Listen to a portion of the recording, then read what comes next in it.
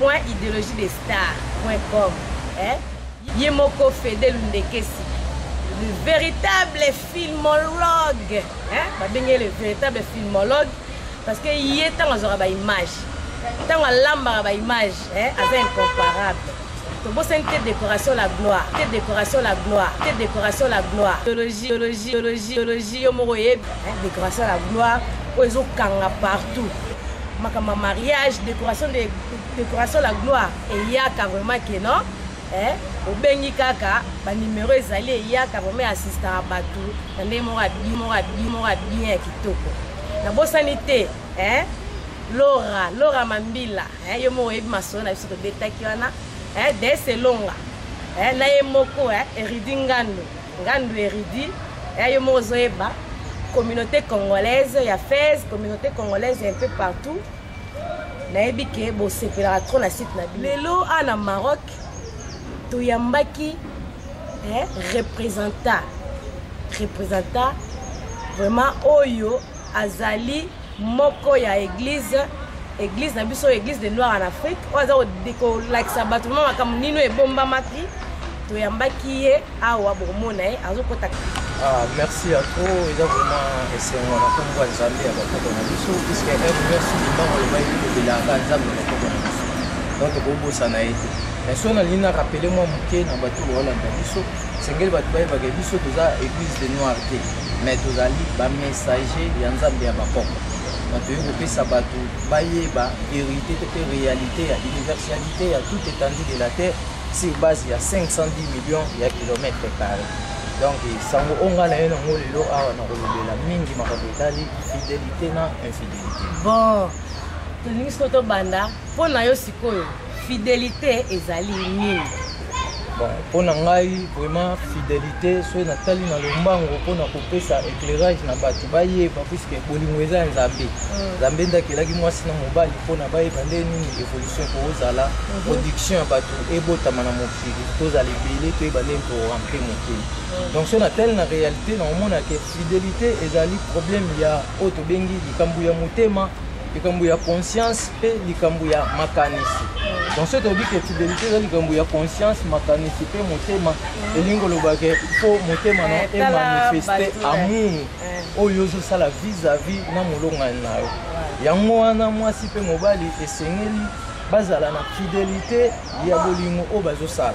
Pamba te na réalité c'est totali malamu tout monde que amour c'est un credo dédié pour l'avenir des hommes sur la terre. Donc bolingo ezali credo moko Nzambe apesa biso batu na kati ya mokili pona avenir ya vie na biso mbande tozotambola.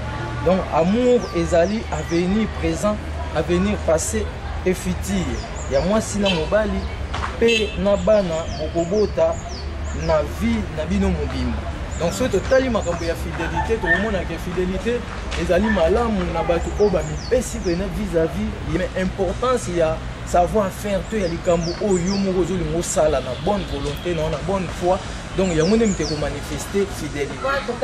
Moi bon si ko infidélité yaka tango nini infidélité pen banani ba bazana base infidélité na kati ya bolingo na kati ya couple banani. Bon, normalement, ce total en réalité, infidélité, ils en ont pas posé belé. Puisque ce total, ma camouité, le rôle infidélité, et il y a qu'à apprendre dans le rôle infidélité, à partir de faiblesse sexuelle. Na koto na biso mibali.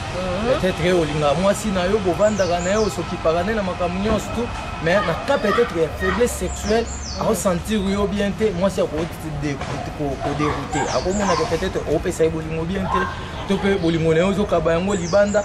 OK, il faut aluka ayeba profondément ya source to pe ya bozindo likambu nini ko ezo ko se manifester na kati. Faiblessité et na autre bengi sexuelle faiblesse sexuelle et ya ressources na autre zo ko benga olinga te ke yo mwasi okoma infidèle liboso ya mobali na yo.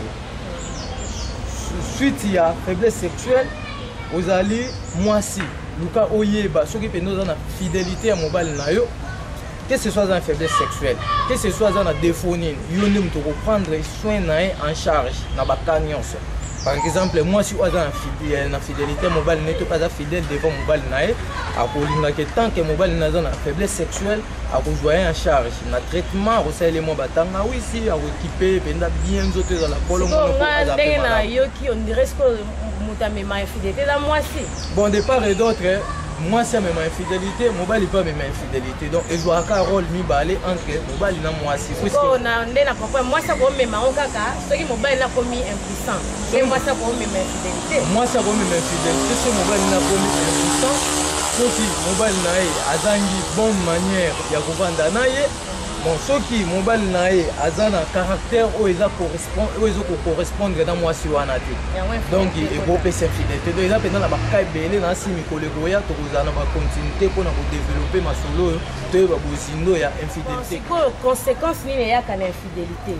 Tango infidélité koti moi ça monique mobile nae na mbeto zo kokali susute abi ke no akende libanda. Mobile pele mso monique non moi si wana na tellement to botine bana.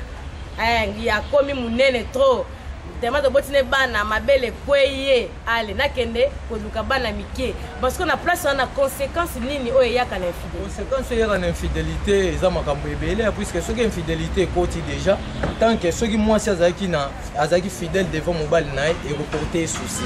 Alors souci wana et remema na liwa pona nini et kotinda e abanda sko okeluka peut-être ya raisonner que côté bolingo na ngeza la quitter il faut na luka sko place nini na boko mipesa pona sentir penda bolingo mais tant côté okecha lokolo malade et puis siliwa topé mobali soki alinga moi sine mingi amoni moi ta koti infidélité et ko porter pe souci et ko pe saper ba malade ebele to et memi et pe na kati aliwa na waki lobi ozali messager ya nzamba bakoko lebi ko zana connaissance ya mama kambebele oto kota keno soki conséquence ya infidélité et même la liwa bon ngai elo mona ngina tuna yo tangu mwana botamaka est tout ça la fête ya to kumisaka nzambe mais ce peut biso mwana mais pourquoi tango liwe kotaka tukomolo ba nzambe po ino salibo et pourtant la bible lobi ke bouti mabele bozonga mabele to bien bien tout temps be tozonga